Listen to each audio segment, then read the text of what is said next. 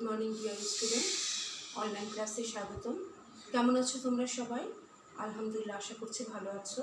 তোমাদের revision class আছে, কত নম্বর ক্লাস? 53। আমি আশা করব তোমরা ক্লাসগুলো নিয়মিত করছো এবং পড়াশোনা করছো। সবাই আমরা সিলেবাস জানি, খুবই কম সিলেবাস, A+ পাওয়া যদি আমরা পড়ি, আর না পড়লে লজিক তোমরা জানো কিছুই মনে থাকবে না। আমরা তৃতীয় অধ্যায় অনেকবার পড়েছি এবং বলেছি তোমাদের যদি প্রবলেম হয় তোমরা ফার্স্ট ইয়ারের ক্লাসে গিয়ে দেখবে তৃতীয় অধ্যায়টা, ঠিক আছে? আমরা পদে ব্যাপ্যতা পড়ছিলাম। আমরা জানি ব্যাপ্যতা অর্থ হচ্ছে কি প্রসারতা। তোমরা যখন পড়বে একটু বোর্ডের কোশ্চেনগুলো দেখবে যে কীভাবে কোশ্চেনটা আসে, ঠিক আছে? প্রথমেই আসবে ব্যাপ্যতা শব্দের অর্থ কি? ব্যাপ্যতা হচ্ছে প্রসারতা। কি প্রসারতা? একটা পদ একটা যুক্তি বাক্যে কতখানি ব্যক্তার্থ নিয়ে পরিপূর্ণতা লাভ করে বা কতখানি ব্যক্তার্থ নিয়ে ব্যবহৃত হয়েছে তাকে পদের ব্যাপ্যতা বলে। অর্থাৎ একটা পদ একটা কতটুকু ব্যক্তার্থ নিয়ে, যেমন আমি ধরো বললাম সব মানুষ হয় মননশীল, এখানে বোঝাই যাচ্ছে আমরা জানি একটা বাক্যে দুইটা পদ থাকে, একটা হচ্ছে উদ্দেশ্য আর একটা হচ্ছে বিধ। সব মানুষ হয় মননশীল যদি পড়ি, মানুষ পদটা হচ্ছে উদ্দেশ্য পদ, তাহলে সব মানুষ, তাহলে এই যুক্তি বাক্যে উদ্দেশ্য পদটা সম্পূর্ণ ব্যক্তার্থ নিতে ব্যবহৃত হয়েছে, ঠিক আছে? আচ্ছা, লিখে আমি পরে বুঝিয়ে দিচ্ছি। ব্যাপ্যতা দুই প্রকার, একটা হচ্ছে ব্যাপ্য আর একটা হচ্ছে অব্যাপ্য বা আংশিক ব্যাপ্য। ব্যাপ্য হচ্ছে একটু আগে বললাম যে সমগ্র ব্যক্তার্থকে বোঝায়, আর আংশিক ব্যাপ্য হচ্ছে যখন কোনো পদ একটা যুক্তি বাক্যে আংশিক ব্যক্তার্থ নিয়ে ব্যবহৃত হয় বা আংশিক ব্যক্তার্থ প্রকাশ করে তাকে বলা হয় অব্যাপ্য বা আংশিক ব্যাপ্য বা অপূর্ণ ব্যাপ্য। আচ্ছা, পদের ব্যাপ্যতার দুটো নিয়ম আমি গত ক্লাসে দেখিয়ে দিয়েছি। ধরো তোমাদের দুটো নিয়ম খুব কঠিন লাগছে, নিয়ম দুটো তোমরা সবার শেষে পড়ো, ঠিক আছে? তার আগে আমরা একটা জিনিস শিখে নিয়েছিলাম A-E-I-O বাক্য, তাই না? তার আগে এটা শিখে নাও, A-E-I-O। আমরা জানি যুক্তি বাক্য চার প্রকার, A-E-I-O।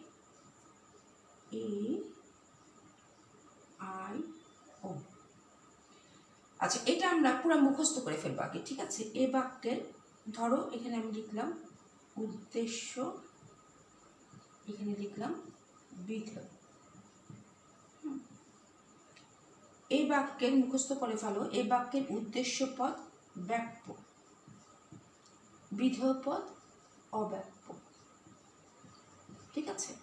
এই বাক্যের দুটাই ব্যাপ্য, মানে উদ্দেশ্য বিধেয় দুটাই ব্যাপ্য। আই বাক্যের দুটাই অব্যাপ্য।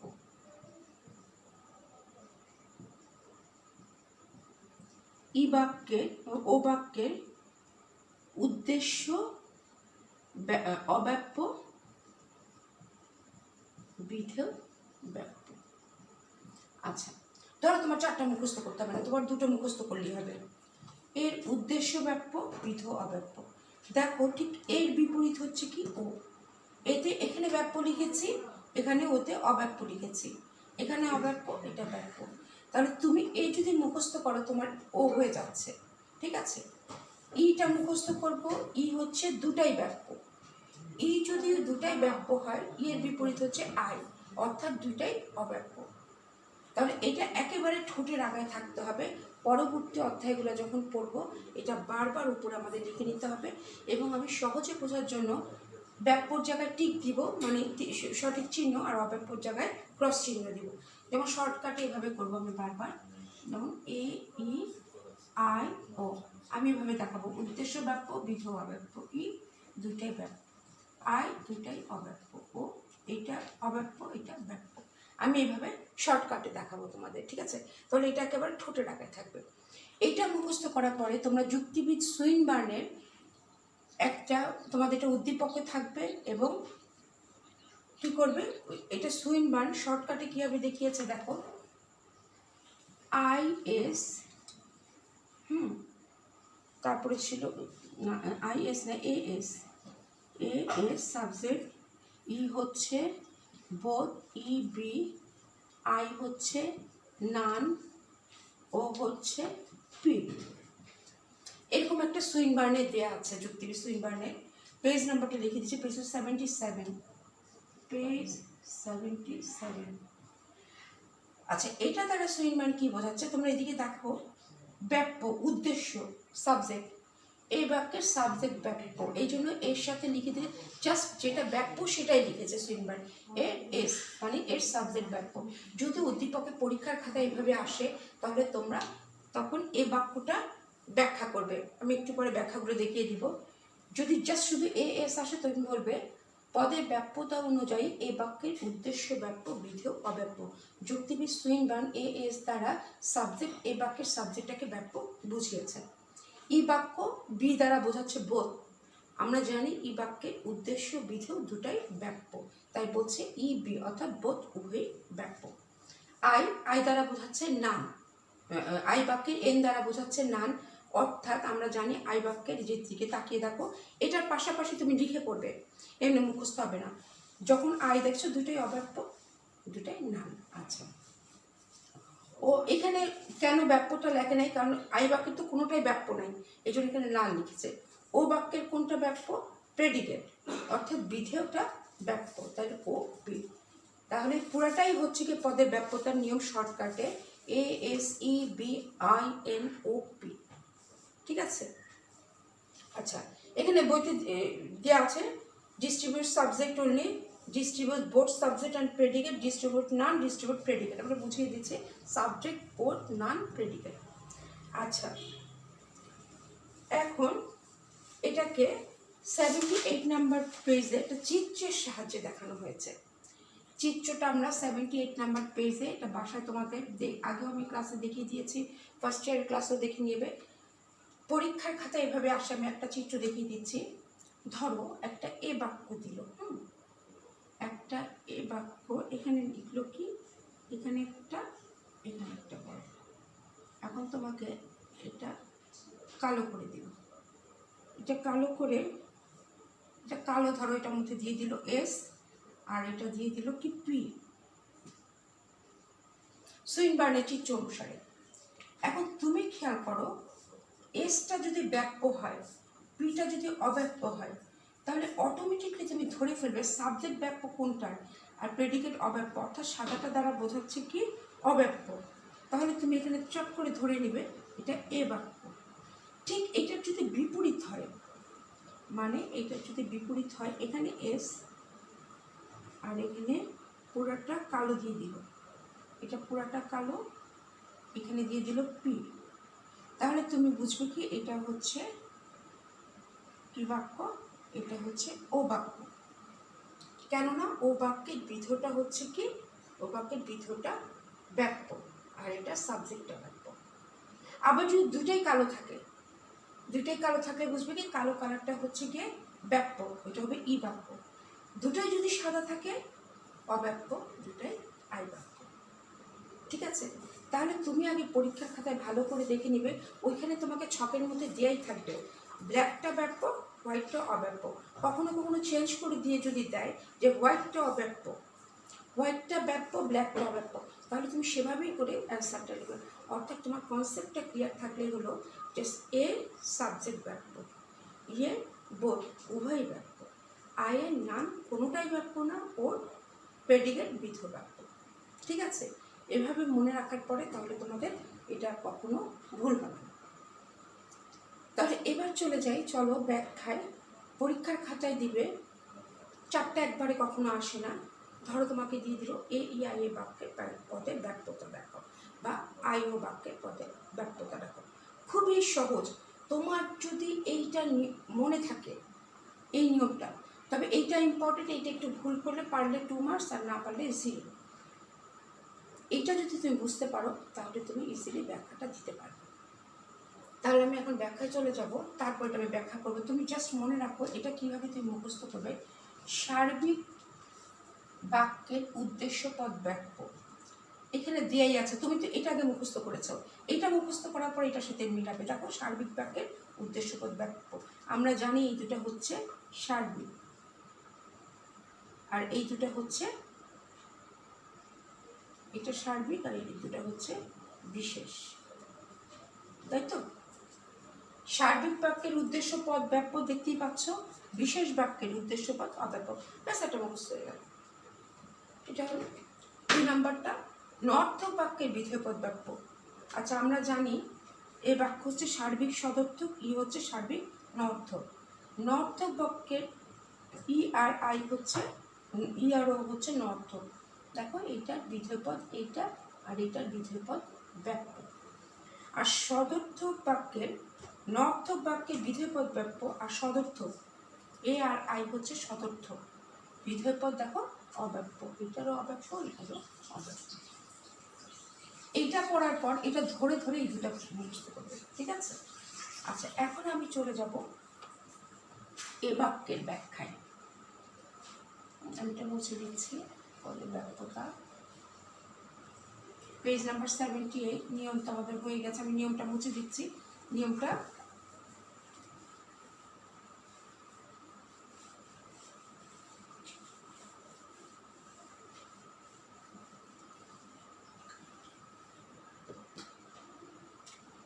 আমি একটু লিখে দিচ্ছি যে আমি তৃতীয় অধ্যায় পদে ব্যাপ্যতা।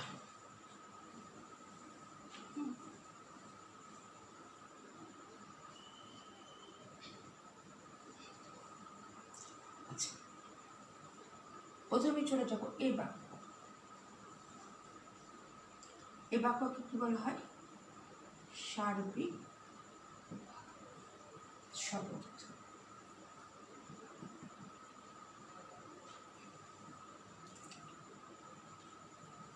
যেহেতু সার্বিক সদর্থক, তুমি বলবে যেহেতু এ বাক্য সার্বিক সদর্থক তাই এর উদ্দেশ্য, যদি এভাবে না লিখতে চাও আগে একটা উদাহরণ লিখে নাও।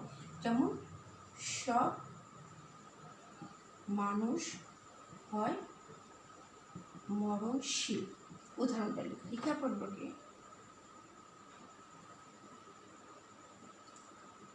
লিখবে সার্বিক হিসেবে সার্বিক বলে উদ্দেশ্য, আমরা দেখতে পাচ্ছি উদ্দেশ্য হচ্ছে মানুষ। তুমি যদি তাও ভুলে যাও, এখানে উপরে লিখবে উদ্দেশ্য আর এখানে লিখবে ব্যাপ্য, তাহলে টিচার বুঝতে পারবে।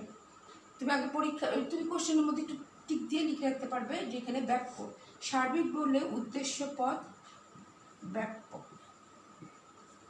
আমরা নিয়মে পড়েছিলাম সার্বিক বাক্যের উদ্দেশ্য পদ ব্যাপ্য, আর সদর্থক বাক্যের সদর্থক বলে বিধেয়, এখানে অব্যাপ্য, এটা হচ্ছে বিধেয় বলে বিধেয়। তোমরা বিধেয় পদটা লিখে নিও, আমি আর পদ লিখলাম না, অব্যাপ্য। অর্থাৎ এটা নিয়মের দিক থেকে ব্যাখ্যা করলাম। যেহেতু সার্বিক তাই উদ্দেশ্য পদ ব্যাপ্য, যেহেতু সদর্থক বিধেয় পদ অব্যাপ্য। আচ্ছা, এটা তো গেল। তারপরে বলবে যে আর উল্লিখিত যুক্তি বাক্যটি সম্পূর্ণ মানুষ পদটি সম্পূর্ণ ব্যক্তার্থে, আমি বলে দিচ্ছি তোমরা বই থেকে মুখস্থ করে নেবে। মানুষ পদটি সম্পূর্ণ ব্যক্তার্থ নিয়ে ব্যবহৃত হয়েছে, কেননা এখানে সব কথাটি লিখে আছে, এই কারণে এটা সার্বিক।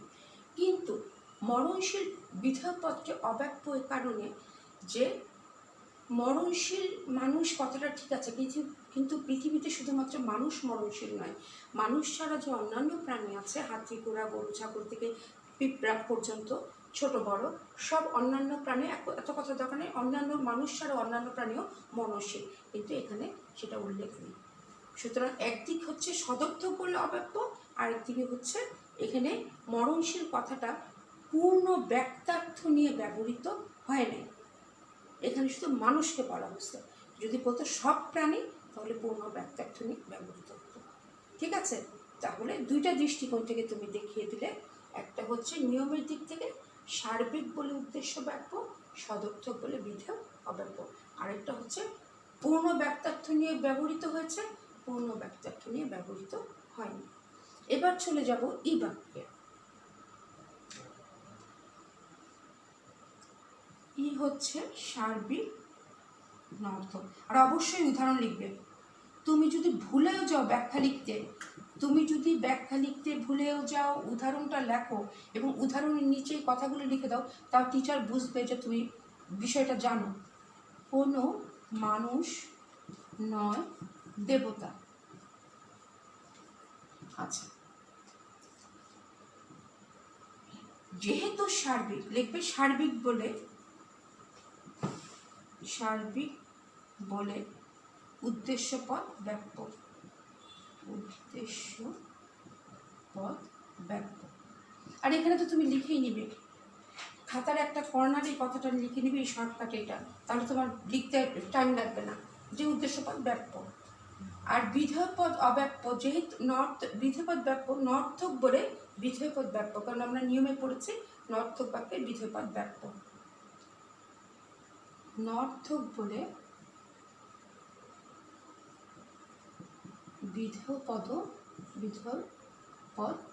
বাক্য।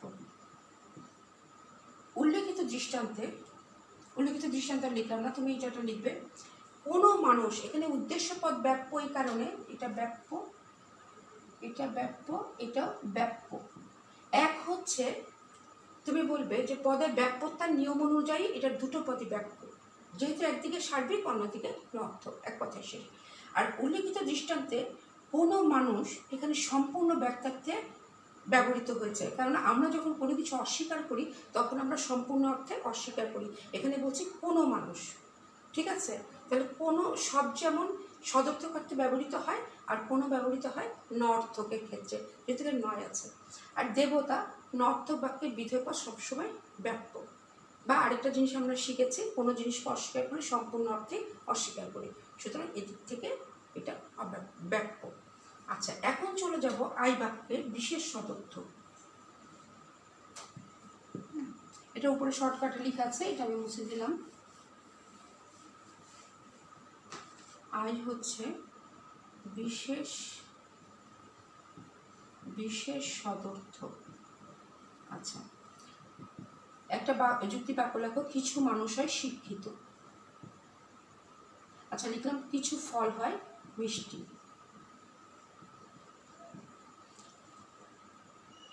যেহেতু প্রথমে লিখবে বিশেষ বলে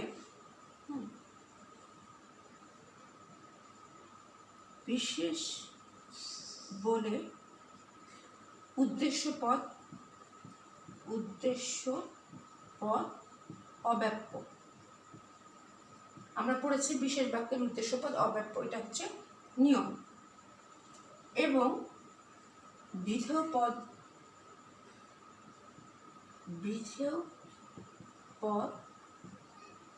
অব্যাপ্য কেননা বিশেষ উদ্দেশ্যের ক্ষেত্রে স্বীকার করা হয়েছে। বিশেষ উদ্দেশ্যের বা উদ্দেশ্য পদের ক্ষেত্রে স্বীকার করা হয়েছে। অর্থাৎ এইটা অব্যাপ্য এই কারণে, এটা কেন অব্যাপ্য? এটা অব্যাপ্য এই কারণে যে এখানে কিছু ফল, অর্থাৎ সম্পূর্ণ বাক্যার্থ নিয়ে ব্যবহৃত হয়নি। আমরা জানি কিছু থাকলে বিশেষ, যেহেতু সম্পূর্ণ বাক্যার্থ না, আমরা জানি যে সম্পূর্ণ বাক্যার্থ নিয়ে ব্যবহৃত হলে তাকে বলা হয় বাক্যপদ।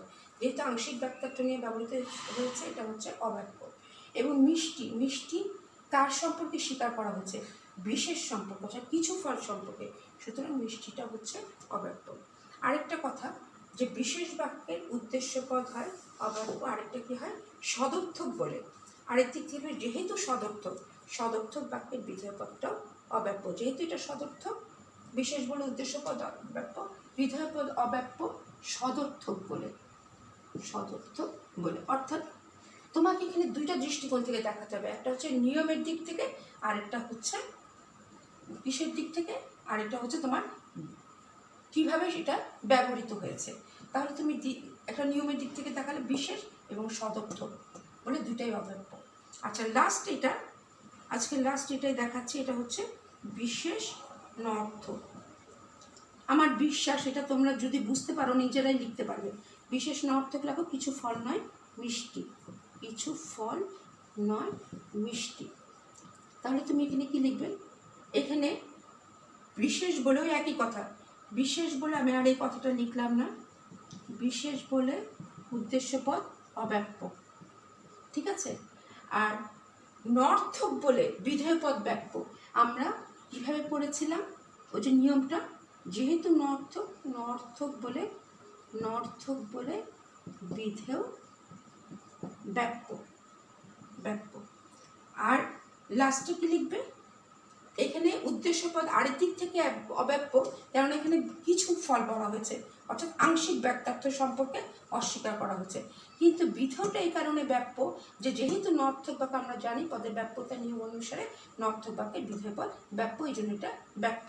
আবার কোনো কিছু যখন অস্বীকার করি সম্পূর্ণ ব্যক্তার্থে করি, এই কারণে বিধেয়টা যেহেতু অস্বীকার ব্যাপ্য, দুটো দৃষ্টিকোণ থেকে।